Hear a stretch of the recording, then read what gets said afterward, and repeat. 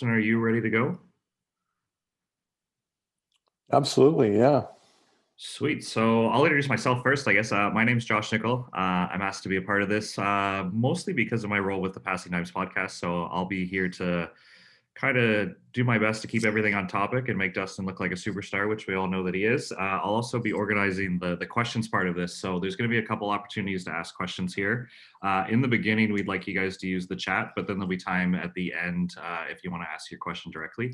So Dustin is going to be taking us through some defensive styles and some principles he believes in. But just so everybody's familiar, because I think we all know him as the head coach of Ryerson, where obviously they've won a national championship. He's won Coach of the Year twice.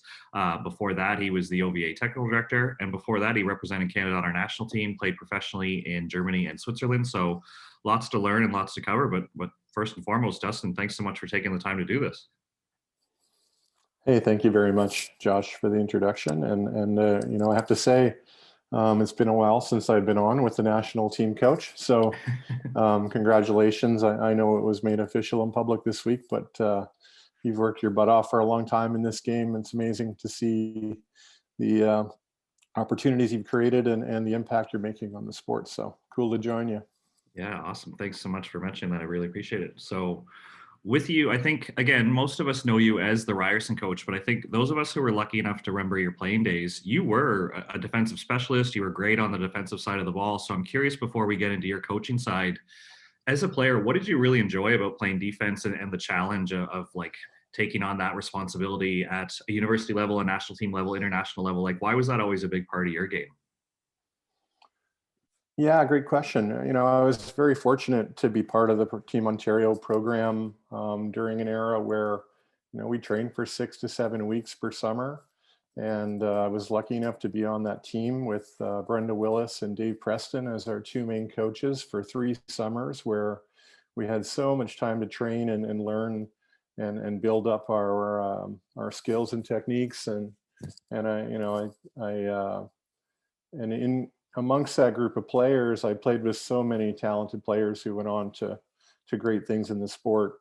That was sort of what I could bring to the table that made me unique. I was a decent attacker and could play in all phases of the game, but my ability to keep the rally alive on defense and to keep our team in the game that way, that's what provided me opportunities at the higher levels. So, I grew up watching things like This Week in Baseball and Mark Hebscher with Sportsline on Global TV, and there wasn't highlights every single night that we see in sports now. But I related playing defense in volleyball to creating one of those highlights that would make the plays of the week.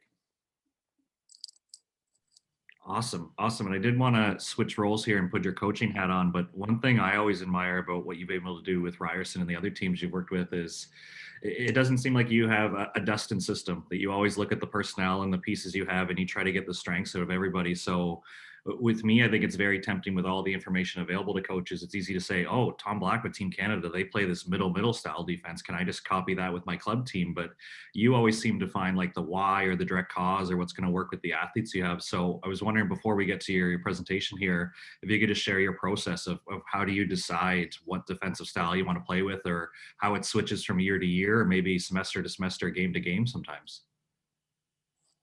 Yeah, great question.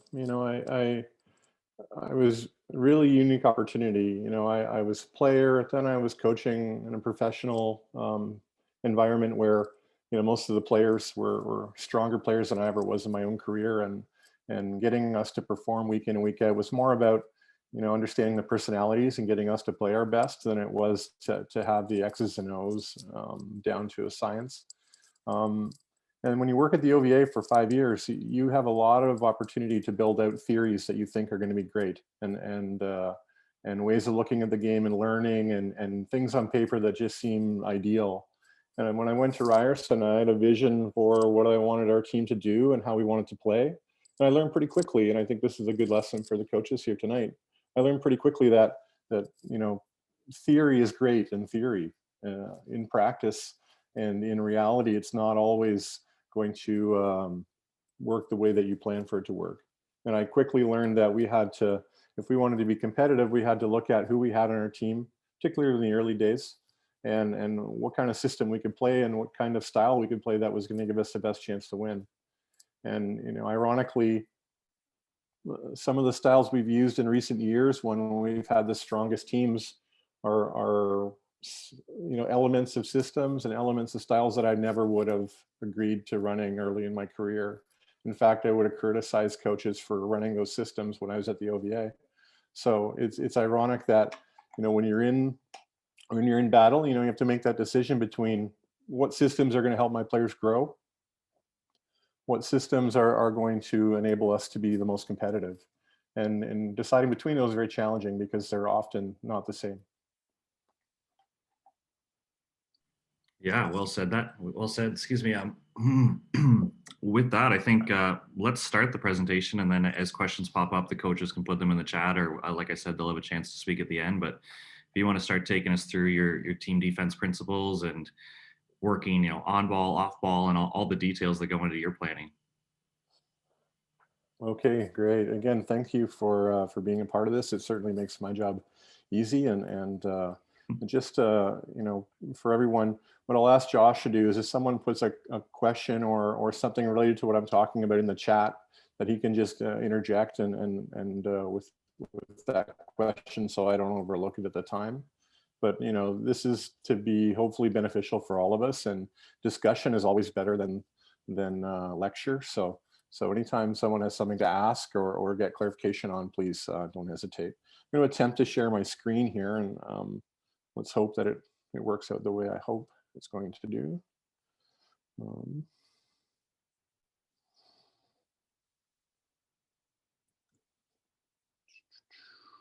How's that looking so far? Yeah, we see your browser there, and now train the decisions is what's up. Perfect. So, perfect. All right. So just a couple of clarifications first before I dive into it. My goal is to be about 20 to 30 minutes with this max, and then we can have time to chat at the end, I hope. We're not going to be talking about a lot of individual strategies or individual techniques on this call. And we're not going to be talking about game planning or looking at our opponent too much, other than a few of the video, a few of the elements of the video. So, but these are the areas we're going to focus on. One, in working particularly with young players, the sense that team defense is the clearest example in volleyball of what teamwork should look like. Multiple people working together for a common goal of stopping the ball from hitting the floor on your side. And the opportunities within that principle to help players understand and help coaches understand in the training aspect how to create those relationships and get people to work together. We'll get to that in a few minutes here. Just some discussion around choosing what system might be right for you. And we're not going to dive in too much to what those could be, because there really are infinite options as to what you want to use. Perhaps in our question and answer, we can get to some of those, but how do you go about picking one, and especially in a club environment? Defending with respect to whether the other team is in system or out of system, and on your side of the net, whether your defenders are on the ball or off the ball. I'll explain what that means in here in a few minutes. And then how do we train the decisions that are made in defense? Because there are a series of decisions that we have to react to as a team, hopefully that where we can move as one in defense and blocking. And how do we train those so that when we get to competition, we're better prepared to perform those. So like I said, anytime we want to slow things down or ask specific questions, just give me a yell here. All right.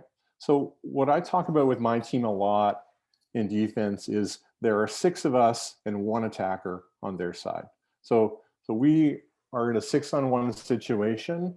And if we work together and share the space and share the court and pursue the ball appropriately, it should be really hard for 1 player to score against 6.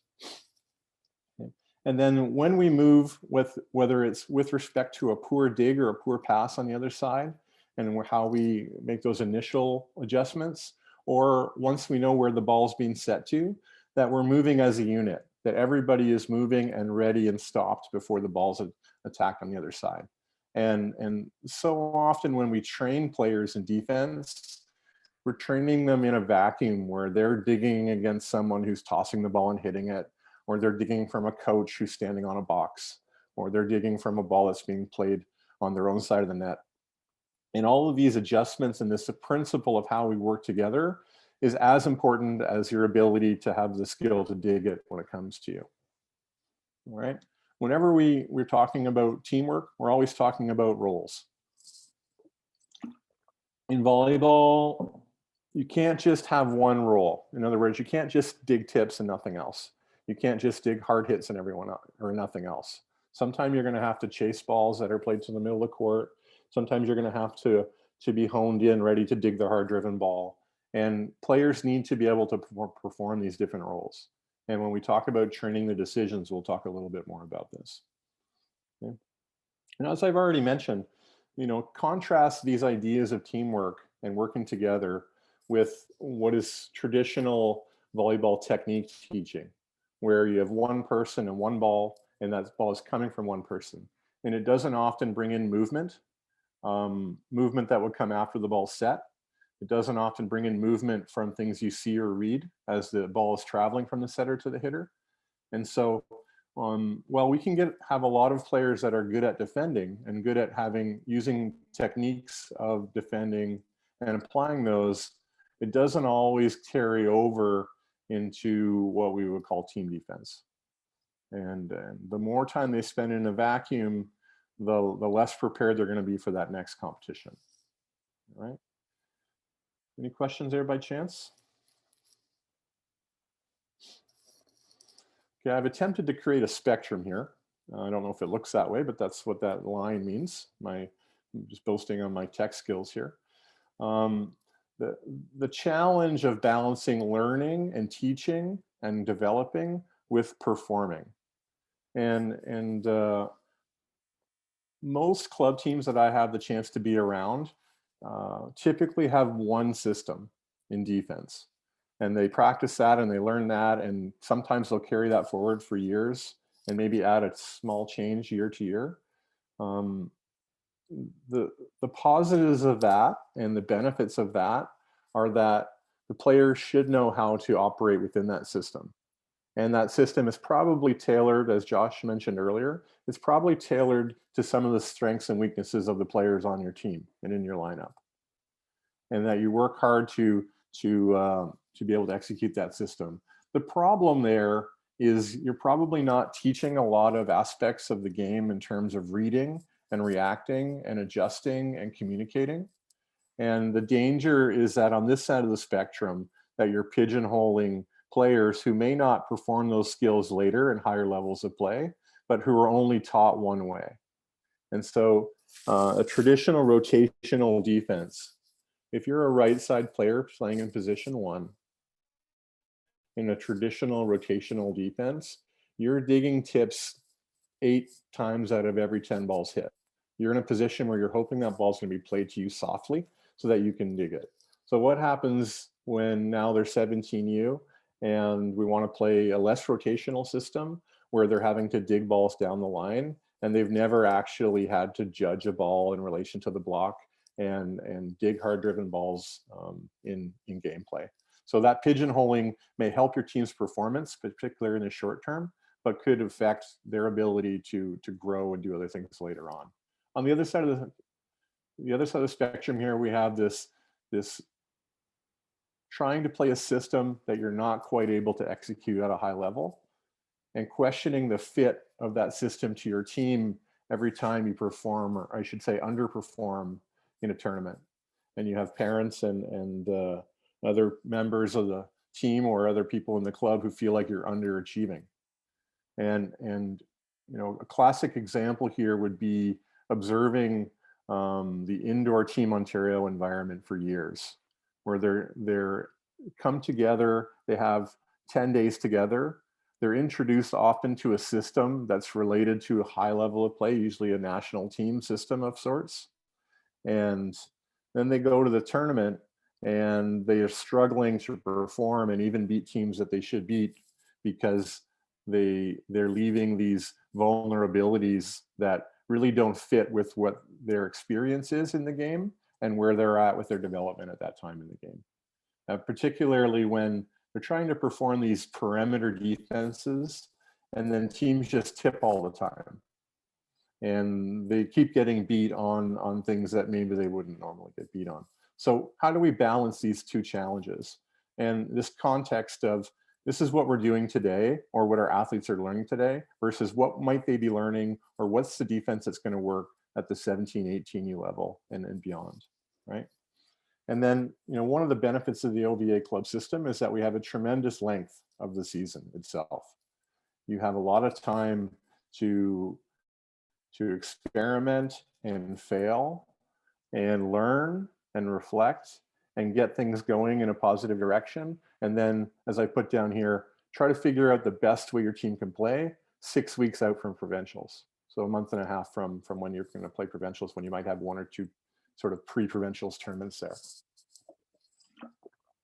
Okay, so what I would recommend on this side is training and learning multiple defensive systems where players are doing different things, where there's different decisions and reads to make, different types of teamwork to build, and then start to look as you move through the season with these different ideas, what things work well, what players thrive in certain types of systems, and what's the best way to play together. And then, like I said, as maybe Josh reflected to or asked to be about earlier, what's our best fit, and how long do we need to get really good at that best fit? If you've watched our university team at Ryerson over the last number of years, if you watch what we do in the fall and then you watch what we do at the end of February, it's usually very different. And in the fall, you might see a lot of examples of being a little bit too loose, or a little bit, or there's a little bit of confusion a little bit on what we're doing on our side, versus if you watch us towards the end of the season, you'll see us really honed in and executing the tactics that we want to do. So, so without, I didn't dive into any like you should do this system or that system. Does anyone have any thoughts or questions on how to apply some of these thoughts and these reflections on deciding what's best for you? Well, I'll jump in here first, Dustin, if that's okay, because Roman asked a great question that I was thinking of as I'm listening to you speak as well. And he mentioned, how do you balance your team system with allowing the athlete to make read and reaction, but when that read and react fails and all of a sudden the team starts to complain about that? So how are you instilling like a growth mindset that like learning needs to like occur so they can learn this, or balancing that future where you see where it could go, but right now it's failing and we might lose a few sets or a few matches like this tournament, right? Like how are you balancing this will work versus, man, this isn't working right now and they can't handle it? Yeah, I think that fits in this this little spectrum I've created here, where you want them to make choices, and it's important that they make them because that's the way that they grow their game and they become better. But you don't want them to make the wrong choices. Well, that's a tough that's a tough situation where you want them to make choices, but only if they're the right ones. And I think the patience and understanding that there are periods in the season where you want people to grow, and where we're not going to judge the success of what we're working on based on our team performance, that we can create other methods. And this is why I love video as a tool. Using video as a tool, as a coach with your players, with parents, is a way of showing the positives happening and catching them being good in so many different situations without necessarily showing them a win or a podium finish or an advancement to a higher division, or and just along those lines, putting them in more situations where they have to make choices that may be related to the system or not is always beneficial. I tend to warm up with players as often as I can in 2 versus 2 short court, long court environments, gameplay without a lot of rigidity to it, in small groups where they're going to touch the ball a lot. You can have 12 players on a court and have anywhere from 4 to 6 different games of 1-on-1 or 2-on-2 or even 3-on-3 happening at the same time if you use your space. Also, this is a reason why volleyball clubs should be investing in beach volleyball, whether they're offering the opportunity or not, but at the very least encouraging their players to take part, because there's just so much layering of decision making and reflecting on what works and what doesn't work, that they're going to build and become really autonomous with the longer that they play.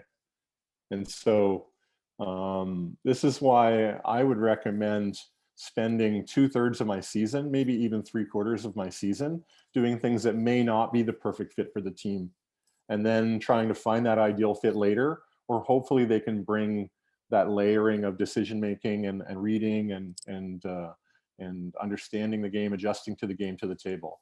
But understand that great players, you know, they take years to become good at reading.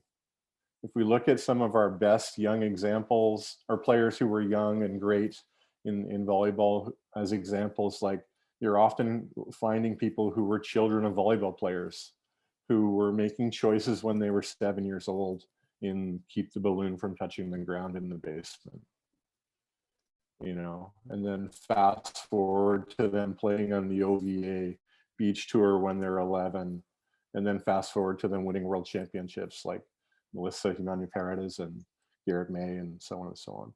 So these things don't happen in a week of practice or a month of practice, but the more you expose them, the better they're going to be. Now, are these conversations you're having with your whole squad? So when I'm playing in one and I'm not digging the tip, are my teammates aware that, oh, Josh has to get outside the blocker, identify the hard driven, and then react to the tip? Or is there a way to create empathy or an understanding so my teammates are just seeing, oh, he keeps letting that tip drop versus like the 4 or 5 decisions I'm trying to make in that time period?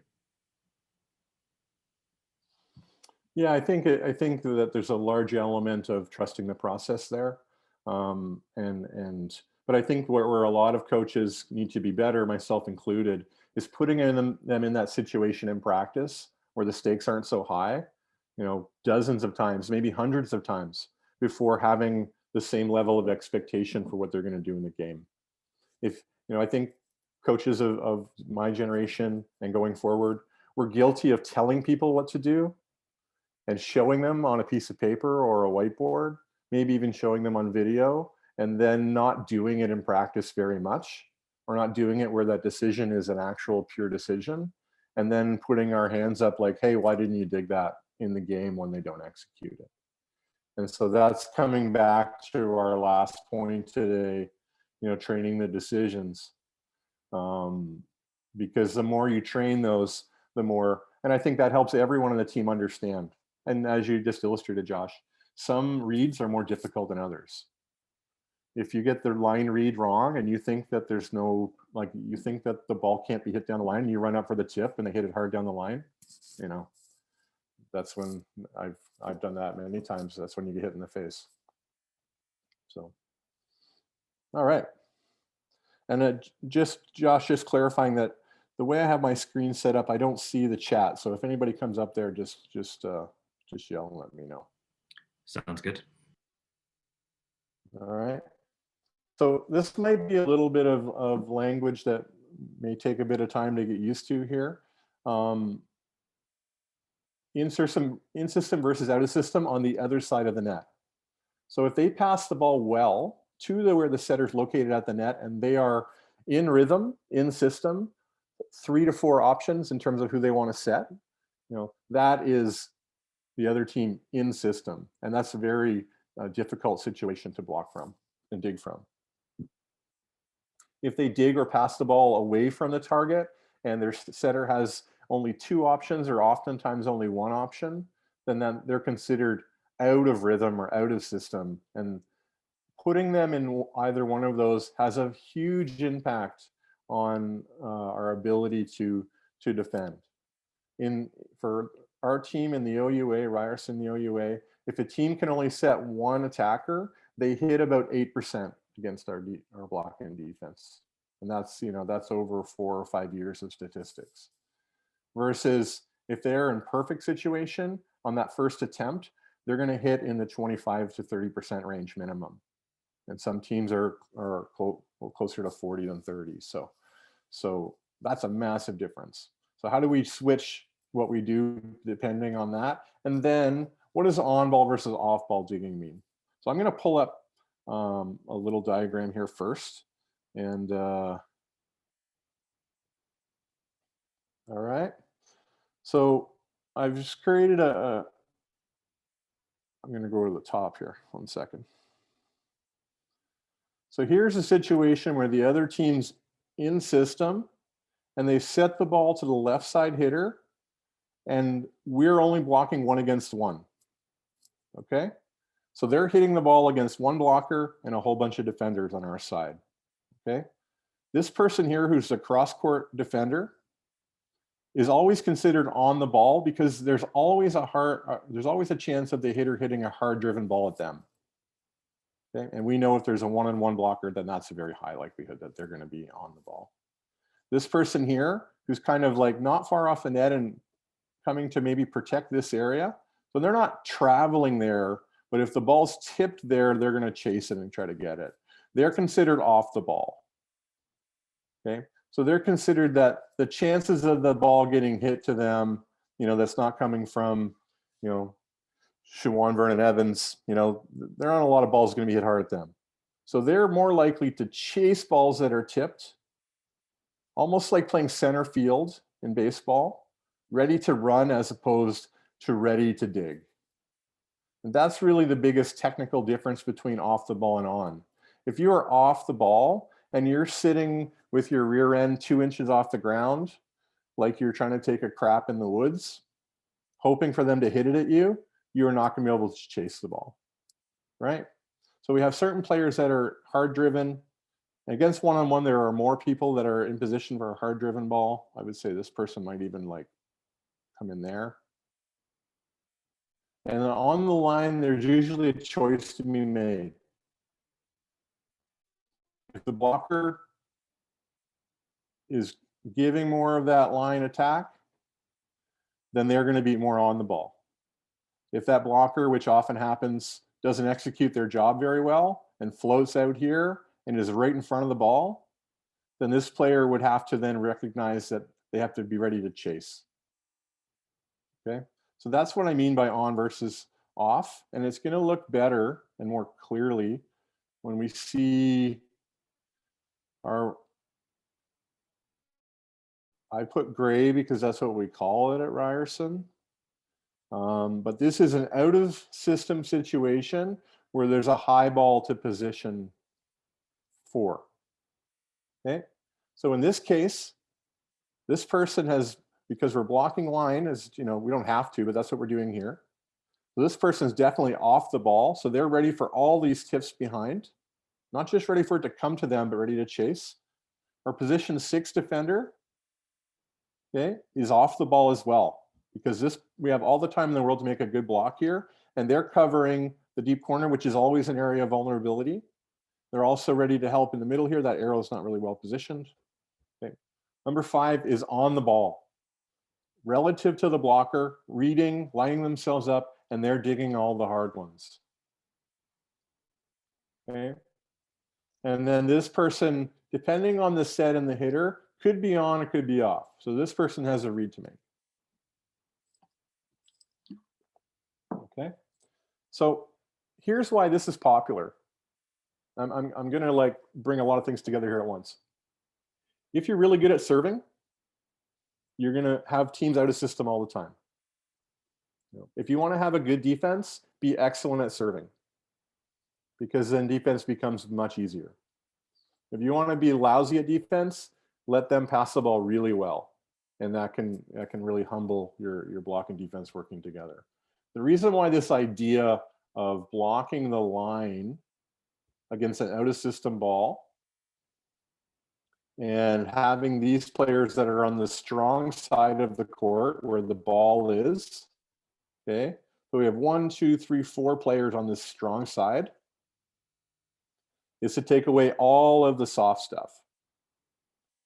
When I coach teams, I implore them, do not let the other side tip and score.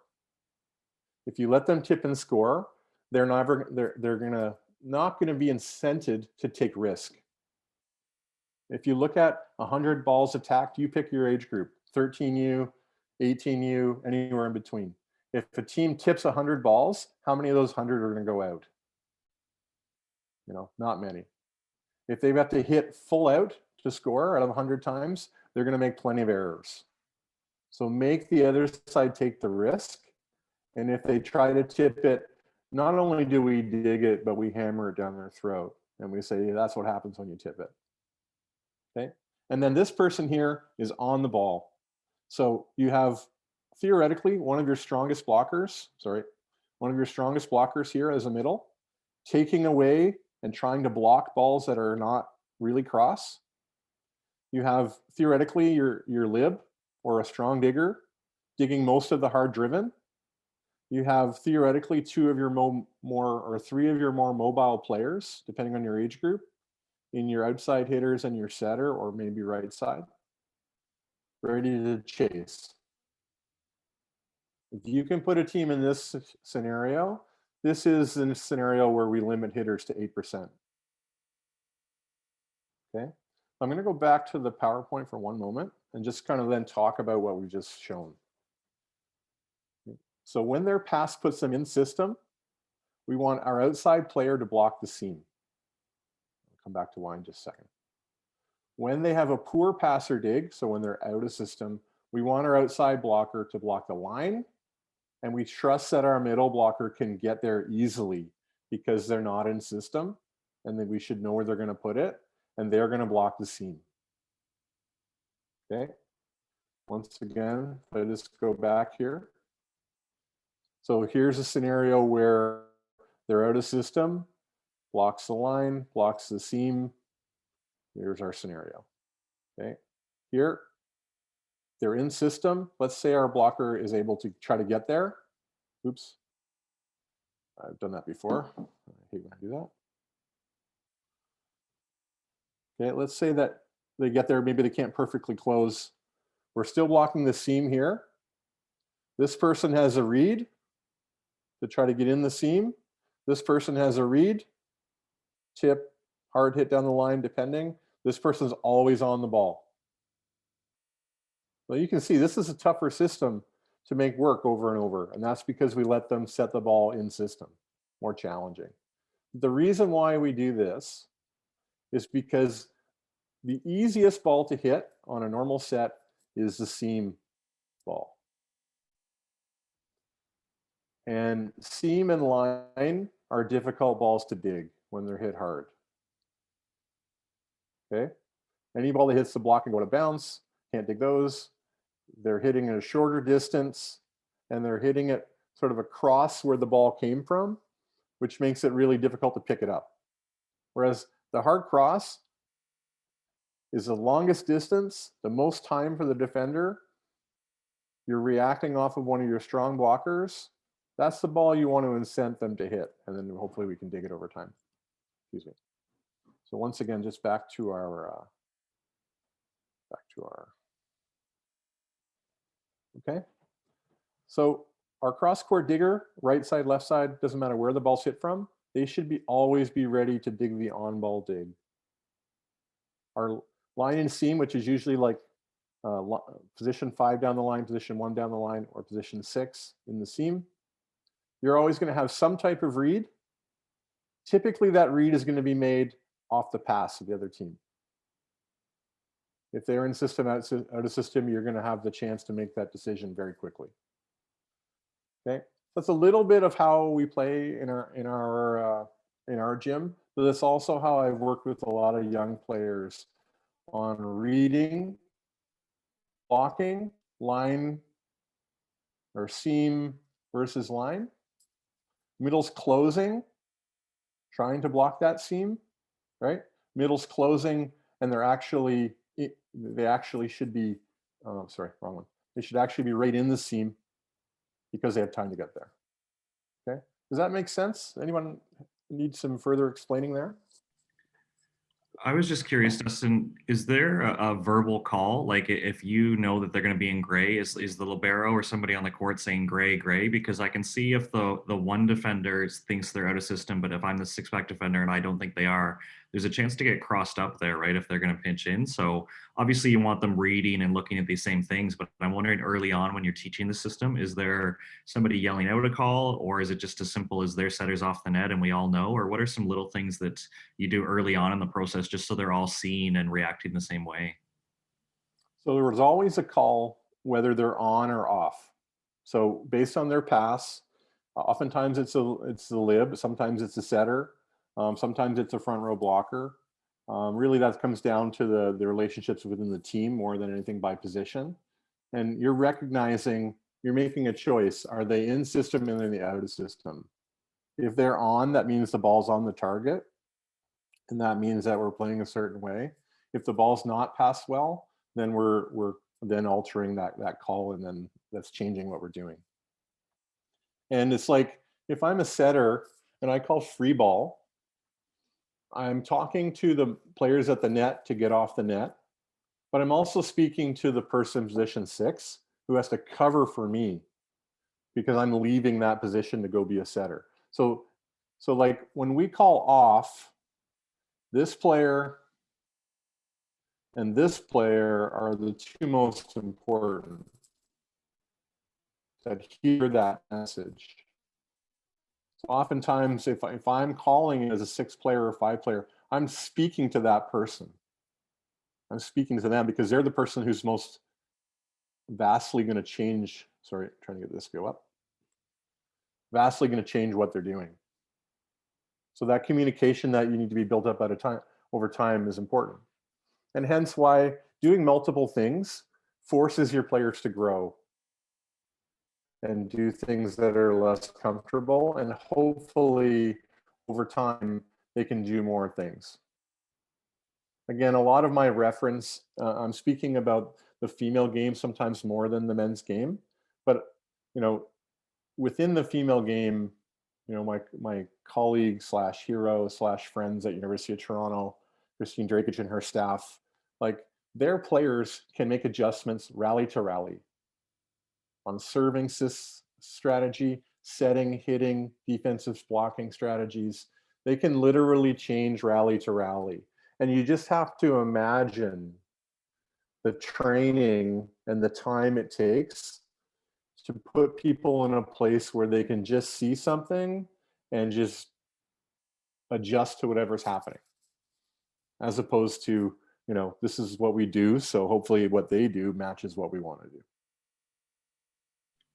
And how would you adjust this for each age division? Roman's asking a good question that you mentioned at the university level. A lot of athletes, the high percentage shot is into the seam. He's mentioning it at the age group he works with, the kids struggle to hit lines. So maybe he would want to block cross more often or take away, I guess, the primary shot, right? Is that something you would look at and say, where are the balls landing and how can we tweak this to my needs? Yeah, absolutely. And understand that blocking line doesn't mean you're on the antenna. Blocking line means you're not letting the hitter hit towards the line. So that could actually be far inside, depending on where the set is.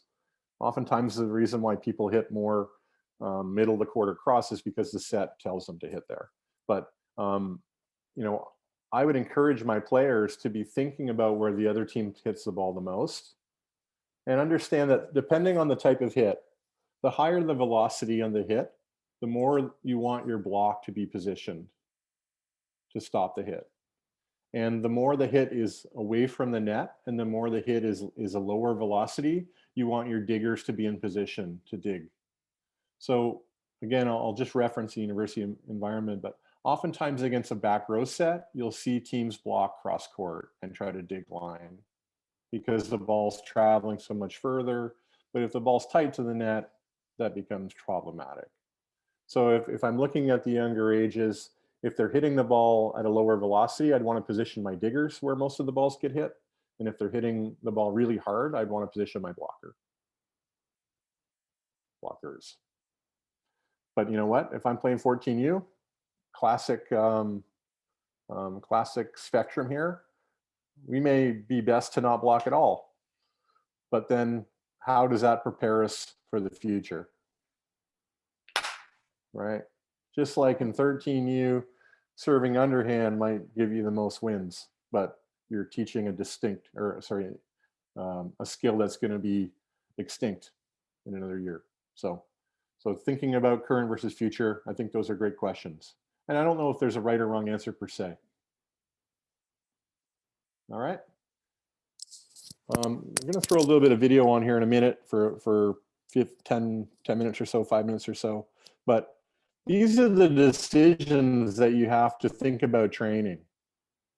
So as we just talked about, Josh, you asked and we talked about, just getting them in a position in practice where they have to decide what the pass quality is, right? And then make a decision one way or another based on what that pass quality is, right? We want to train our blockers and our defenders. Sorry, I'm not clicking that enough. We want to teach our blockers and defenders in a scenario in practice where they're seeing the set be made. They're seeing the set go forward or back, and they're making their movements as a blocker or their movements as defenders in relation to that. If they're doing that, you can dig 500 balls that me as the coach hits towards you. If you are not equating that to movement that you have to make before the dig, or where's that ball being hit from, cross or line or over the net or outside the block or through the block, you're not really preparing yourself. You're becoming really strong at the technique. You're not prepared. You're on the same level when it comes to what's the scenario in a game, right? And so we want to create these decisions. The quality of the set. So if the set's tight to the net, that totally changes where a digger needs to be prepared to go than a set that's off the net. A set that's inside totally changes where a blocker needs to move to and how they need to set up and react, right? One of the biggest issues I see in how we train young children to block, young players, I should say, to block, is that they're doing all these footwork with no ball. They're just moving out to block or moving this way to block, and they're just jumping. And the assumption is in the game that the ball will be where it's supposed to be, right? You want them to jump in that position because they saw the ball taking them to that position. Not just on the set, but then the quality of that ball and the location of that ball, right? You want them to link, I'm going here because I saw that. And if you can do that hundreds and thousands of times in your practice, you're setting them up for success in the game, right? Understanding that it may look horrible in practice. Okay? Digging with relation to the block. We all know that the set location and where your blockers are moving and who the hitter is all change the idea of where I need to dig around a block. So they need those repetitions. Can anybody think of any really simple other ones that we could put on this list?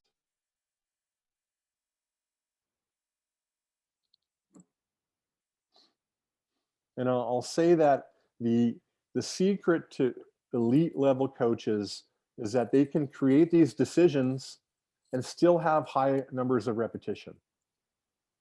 Still do these in small groups where you can have, 3 players per ball or 4 players per ball, as opposed to a game where you have 12 players per ball. And the elite coaches are the ones that can train these scenarios and help their players become more prepared to be in the game without, saying, okay, 6-on-6, let's play free ball scrimmage, right? And so that's really where the art of coaching meets what I'm talking about, which is more science. And last thing here is try to use multiple diggers as often as possible. If I'm digging beside someone, maybe it's a down the line hit where the 6 diggers beside me and I'm on the line. How do we dig those balls? How do we talk about tips to the deep corner, tips to the pot, tips right behind the block, right? Those decisions and that relationship between me and another player can also be me as a cross court defender and then the offside blocker who's coming off the net close to me. Those relationships and how we share space together become super, game-like. All right. All right, what am I doing now? I am going here, and I'm going here, and I am going to apologize in advance if this video is sticky. I'm going to try to spend about 5 minutes on this.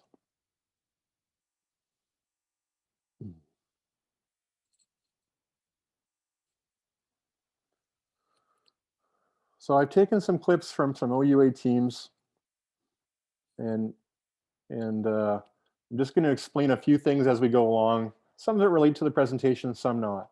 So this is Queens on this side of the net. And if you recognize that gym, you'll know it's Western. This is a playoff game, and I think it's an OUA quarterfinal from last year. Queens is a team that reads all the time. You can see here the setter's about to set the ball, and look at the position the Queens players are in. The only player who moved a little bit was this player here because she was protecting the ball being volleyed over on 2. Everyone else is in position and ready, and the ball hasn't been set, and they're not cheating or leaning anywhere. So as that ball gets set, they move out, and now they're defending. So if I was to back up again, it didn't go the way I wanted. Okay, so watch the 5 defender here. She's backing up to the line and seeing whether or not there's a hard-driven ball coming. So can she see that there's line there? Yes, hence on the ball, right? Middle blocker's a little bit late because she's always reading. She's never guessing. So that makes it really hard to get out there. And this player's in the seam because they expect that she's going to be coming a little later. On the ball, seam, trying to close, reading to get in the seam, on off the ball. She's acting like she's off the ball to me, but she might just be a little bit late. We'll wait and see. Okay, and we'll just let it roll here. Ball hits line, it looked like it was in. Another one from Queens. Okay, again, no cheating, no leaning. You can see that she's prepared to help the middle. So she's inside a little bit more, and this is like classic OUA men's volleyball here. You pinch, and then you release before the ball's set. So you look tough, and then you look really soft because you just guessed. Oh, they got 2 blocks on the middle. She made me look stupid by staying there. We've got another Queens one coming up here. Sorry, Dustin, I think that's actually Brock, because I think a lot of us would recognize that's Laura Condata in 6, isn't it? I think I saw Steve Delaney on the sideline too. Not that it matters, it still matches what you're saying, but I think that's a Titans alum there in 6. Yeah, you're totally right. And I'm looking at the style that I think I am, but not the right team. That's embarrassing. But yeah, thank you for pointing that out. I do think it's Western though. I get at least a D+ or a D- on my test here. Okay. So you can see if we back it up again. Excuse me. Yeah, that's, shit. Okay. Again, you can see the middle here, always waiting to see where the set goes. I'm not saying this is better or worse, but when you teach reading like that, you're often going to end up with the player getting better over time. And the better they get at reading, the more they can be everywhere for every attack. Makes a big difference. So we've changed gyms, and I do know who these 2 teams are. This is us in Toronto from a regular season last year. So just want to walk through the scenario here. We're serving, top of the screen, and Toronto's here. Their setter is a back row setter. So they have 1, 2, 3 attackers here. And we're just going to see how, on our side, we attempt to stop them. Okay.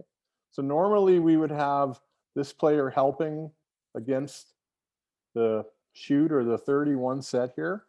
Okay. But because the pass wasn't ideal, she left. So she abandoned that spot, and she's focused here now. And you can see our middle made a little bit of a move to get in front of the hitter. And, oh, gee, they said Alina Dorman. Maybe Ryerson should have expected that. Okay. But you can see how she adjusted, but then took off to try to get 4 hands up against the top hitter. And then on the ball because the middle was late, on the ball as a cross-court digger, coming underneath off the ball.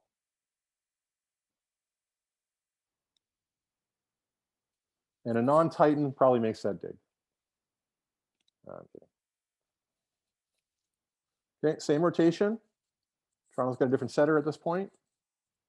Again, we're expecting this hitter to run this pattern. Okay, partly because it creates more distance to their best hitter, partly because it's her best attack. Okay, so see how our right side blocker is prepared to help now, and we get 4 hands up against that quick attack. Played out here.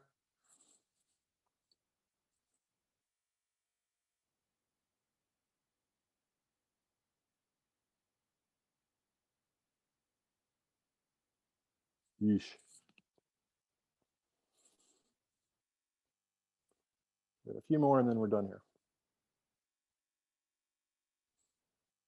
Same rotation again.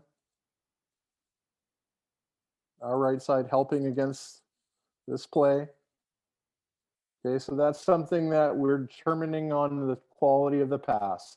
It's a back row setter, so we're helping because we know that the middle is likely to be there. When they're front row, they tend to do different things. Okay, the pass is good, so we're helping there.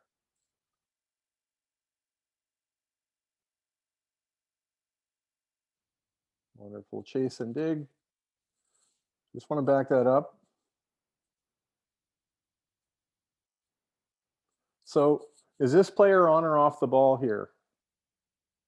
31, 4 hands up against her. Chances are she's off the ball. So she's ready for anything soft. She's not hunkered down like maybe this player would be, who's in line for the power angle. And because she is off the ball, she can chase. And, you know, that's an elite dig.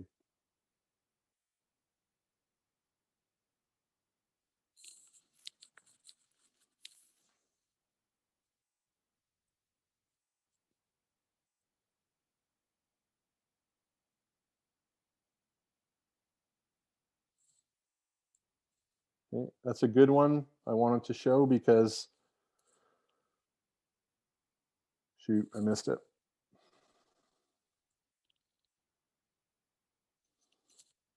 Because our outside blocker didn't do the job.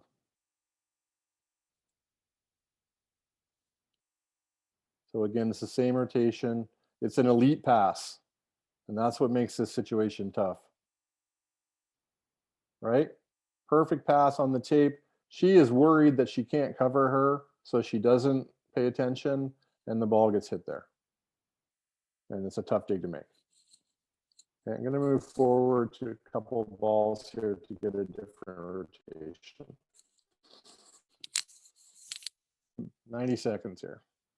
And I understand this is university level of play, but this understanding of we're basing what we do on how good the pass is, and our blockers and defenders are working in relation with another. Okay, so this is Toronto serving and blocking against our front row setter. It's a back row attack.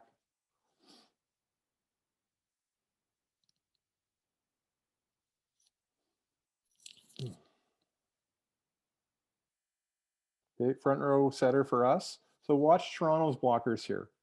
They don't read like Brock's did. Okay, you can see the quality of the pass is like okay, but not great. So her priority is not the middle, but her. You can see it as this plays out. She wasn't there to, she was there as a tip defender only.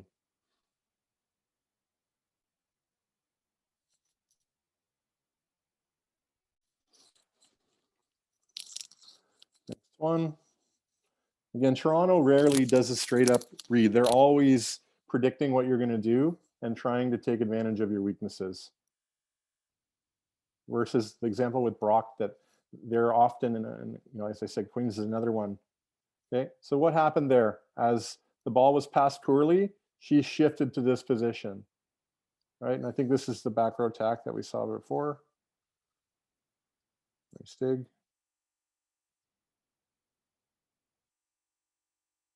Another back row attack. We block cross. Another back row attack. This is like back row threes in practice.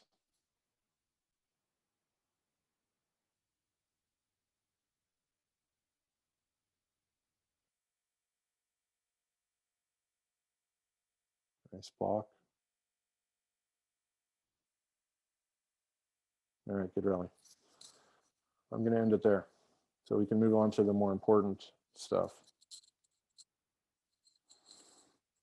Really, this is just a chance now to ask any questions that you might have. And let's see if we can get some good discussion for, anywhere from 10 to 15 minutes longer. I'll jump in first as our coaches have a chance to fill in the chat here. I'm curious, it's a great tool to have video and advanced scouting at the university level, but for a club coach, would you just build into your system that this is what we're going to do when we want to commit to the other team's middle and this is what we want to do when we read? Like, would you have your team able to do both those things, that if the draw does come up and you happen to play a middle that they just hit too hard for us to dig, we might have to commit block on them, versus what are the situations you want your team to read? Like, does a club team need both those schemes? I think it's really hard to think that way in the club environment, because it's really hard to know who you're going to play tournament in, tournament out, particularly with the way that provincials and nationals kind of operate. It's really difficult to prepare for one or two teams because you may never see them. However, the idea of making adjustments in game, the idea of seeing what's happening, and whether it be your coach or the players themselves want to make some changes to what you do based on what the other team is doing, is a huge, important aspect of the game, and one that we spend a lot of time with at the university level, partly because very few players come to our level of play having done that before. And as I said earlier, we could talk for an hour and a half on just game planning, but I don't think it applies as much to a coach of a club team, simply because they're going into a tournament where it's difficult to know who they're going to play in the quarters, semis and finals, time in, time out. But that ability to understand your opponent is very, very important. And we'll do this in our practices oftentimes. We'll just put two people on the sideline and ask them to balance on the sideline, and then try to push one another off, much like the joust in the original American Gladiator series. You're just trying to push someone else off. It's not like you just do your thing and they do their thing and we see who wins. What you do affects what they do. What you do in adjustments to what they're doing affects what they can do. And so that idea of competition, that idea of adjusting, and not just say, hey, let's just play our game and see what happens, it's a very important part of the game. And because it speaks to what tactics really are, and that's trying to make it harder for your opponent, easier for you.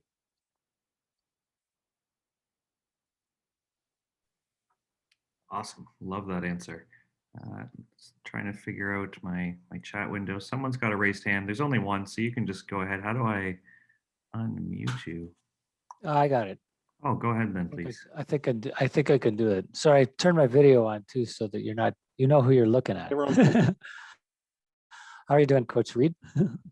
Awesome.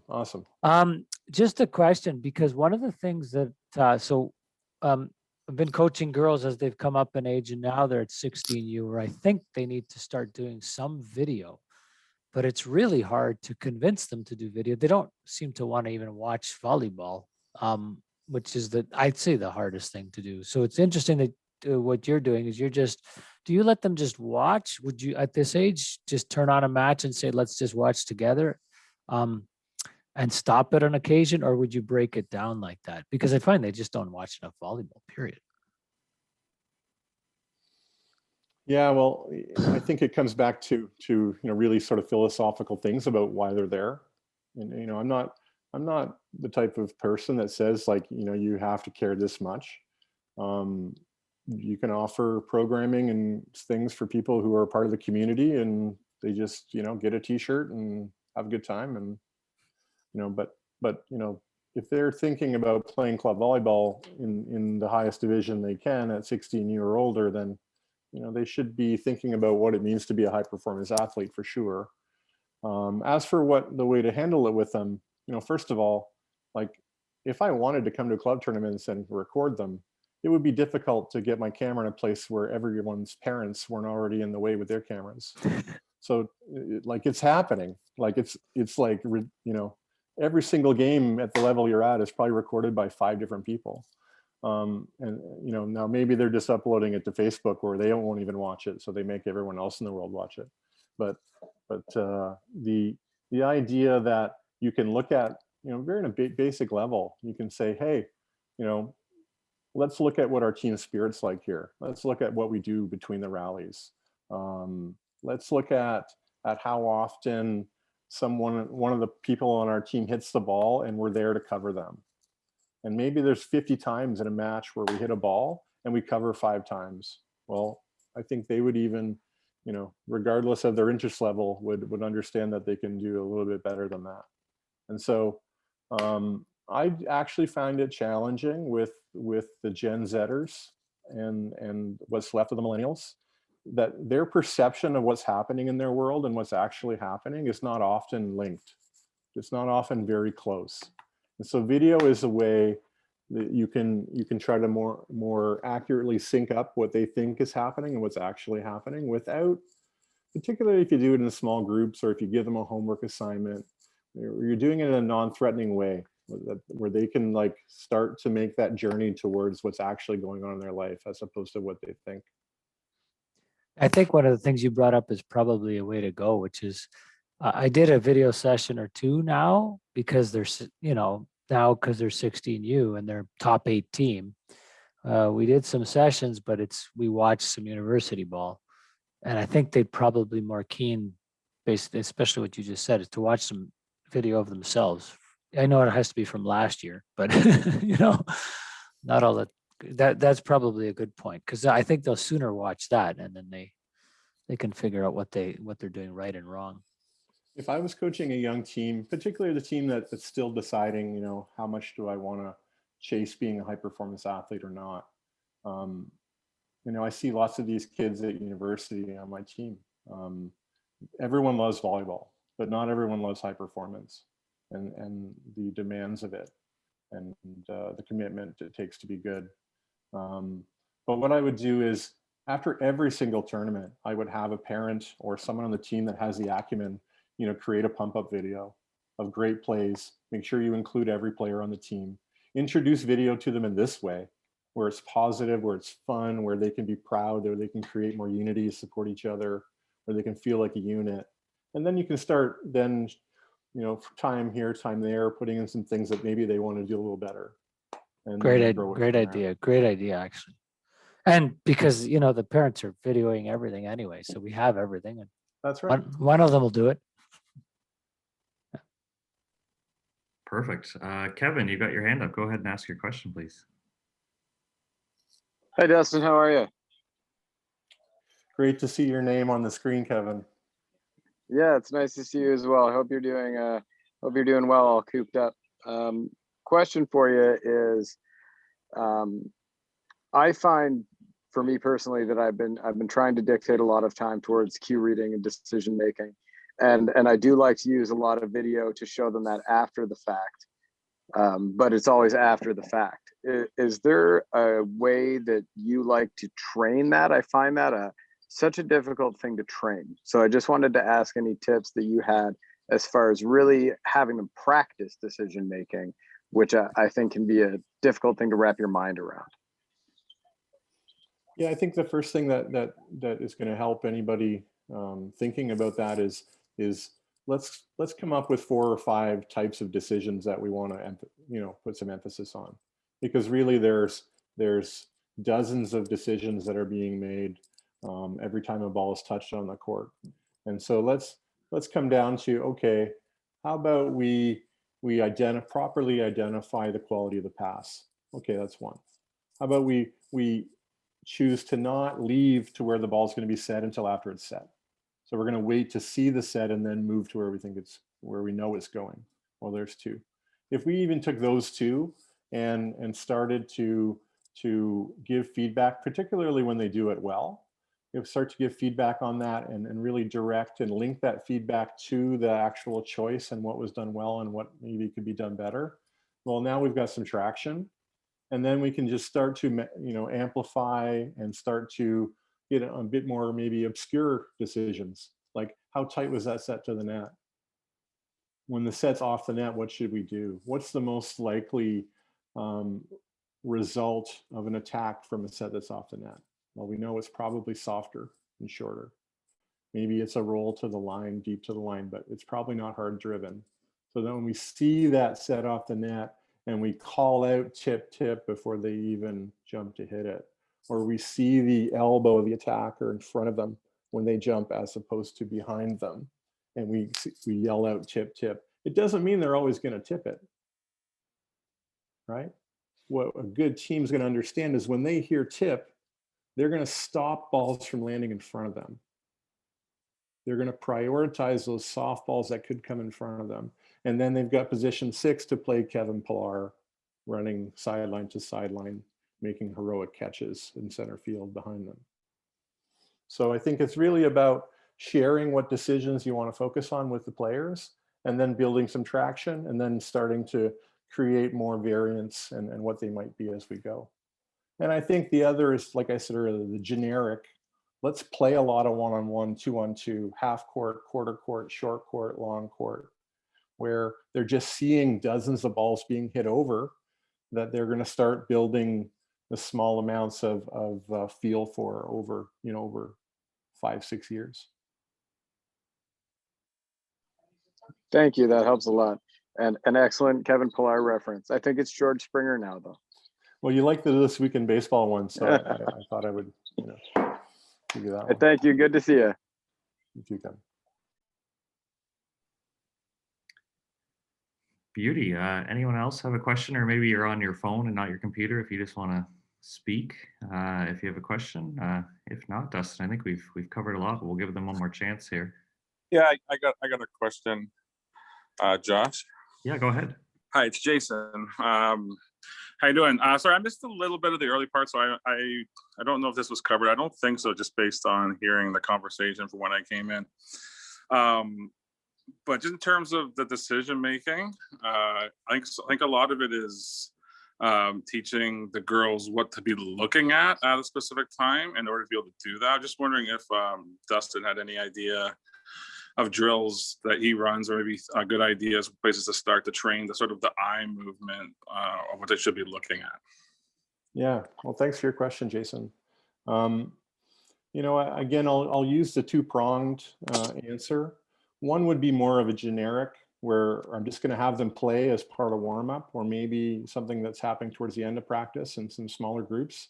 And maybe I would say, one night I would say, if you score on a tip, it's worth 3. And not just the short tips, but the deep ones as well. So on the technical side, you're teaching them or giving them the ability to work on that skill of tipping. On the defensive side, what are you looking for? You should now be looking at the arm and when they might tip or when they might not, and particularly take away the shorter tips and chase the longer tips, which is really what we want to do in volleyball. It's hard to chase the short ones. You got to be super elite to be able to chase all the short tips. But on the long ones, you have, there's so much more time to chase it. Again, I'll use a baseball reference.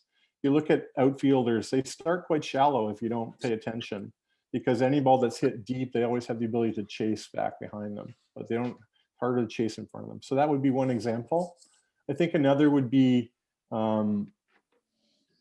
judging the quality of the sets. So if we're doing a passing drill, maybe they're passing to the net and setting the ball along the net, every ball should have a call. There should be an assumption that no set is perfect. So a set is off the net, inside, outside, low, fast, slow, and just have people watch it and just make that, the biggest issue with a lot of volleyball players, particularly female ones, is that they're afraid of making the wrong choice, and therefore they don't make any. And the worst thing to do is to not make one. Every time you make the wrong choice, you can learn. Every time you make no choice, you're the exact same on the next rep that you were before it.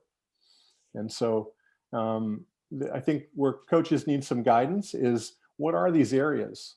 So as I mentioned in the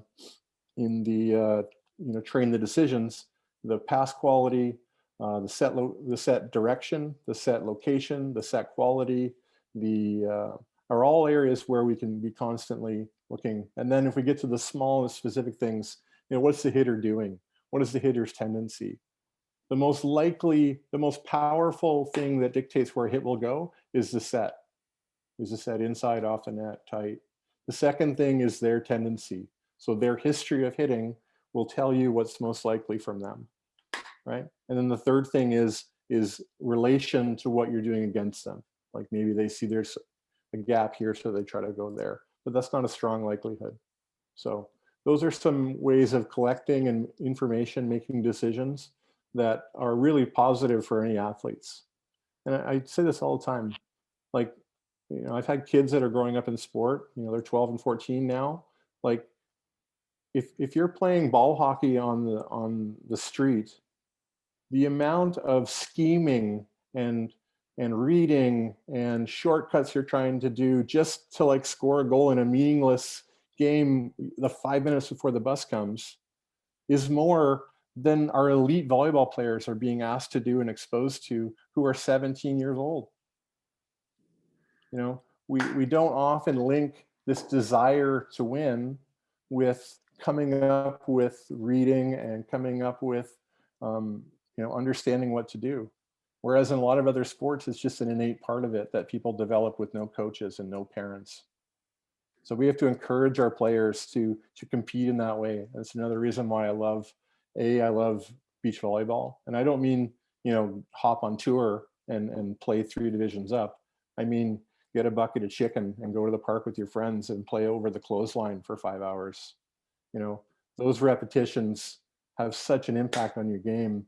And we tend to think of volleyball as, well, it's volleyball from 6 to 8 p.m. on Tuesday night with, Coach Smith running the drills. I'll be there. I'll be ready to pay attention like yoga class. Like we're selling our game short by teaching it that way. We got to get our game on TV more, and then the kids will think that way, though. It's on my computer screen every day. The Champions League, like, access to the game is at an unparalleled point. Josh will get it onto national team stuff on CBC all the time now, right? I'll do my best here. This is great. I'm loving the question so far. Rod, you have your hand up. Go ahead, please. Yeah, Josh. I wanted to specify that almost anything that happens in a game, you can train for. So if you do a practice of all short tips, and then you do a practice of all long tips, and then you start mixing it, the player can really catch on to the timing of the hand or where to start. The other one is, in all of our teams, since we don't know what we're playing for, we have to allow them, or we have to make them change during the game. So you always have a plan on the first 5 points of the game, maybe the first 10 points of the game, but by the 15th point, you may not be playing exactly the same game that you were playing on the first 5 points. So you have to adapt, and that can be taught too. Okay, only Rod could come on this call and, in asking me a question, actually teach me. Only Rod, and Rod, you know how much I love you. Just a quick story for everybody else. In my first year of real club volleyball, I was in a scrimmage where we were a super talented team in Scarborough. Rod was coaching us that night. We're playing a men's team, Scarborough men's team, and we start the game, and I'm in position 2. We side it out. I go back to serve. I serve the ball. The other team pass, sets, kills. Rod calls the timeout. Brings us in. He goes, "Dustin, what the hell are you doing?" I'm like, "Okay, what did I do wrong? I'm trying to figure this out." I'm like, "I don't know. What do you mean?" He's like, "You served the ball to John Childs. Are you an idiot? No one serves the ball to John Child. That's John Child." And of course, this is long before John Child was Olympian. And I learned at that moment that who John Child was. I didn't know. And still, if I was playing a short court game against one person and it was John, I wouldn't serve it to him. So thank you, Rod. Yeah, thank you. That's another thing. I mean, I tell my players, you have to know who to serve to And best of all, you have to know who to not serve to. It's different. It's really crucial to know who you're not going to serve to. And the players that know the other players have to communicate within the team that is a thing that we all have to know. Thanks. All right, that's great. Josh, thank you. Thanks everyone for coming. I hope we can do it again sometime. If there's any feedback, feel free to pass it on to Josh or Blair or myself. And you know, the only reason to do these types of things is to give some valuable ideas and experience and share the passion that we all have for volleyball. Great stuff. Thanks, Dustin. That was fun. Thanks for letting me be a part of it. And thanks everybody for coming. I definitely learned a lot and got some notes to steal. So hopefully they do too. Awesome. All right, great spending time with everybody. All right, thanks, Dustin. Thank you.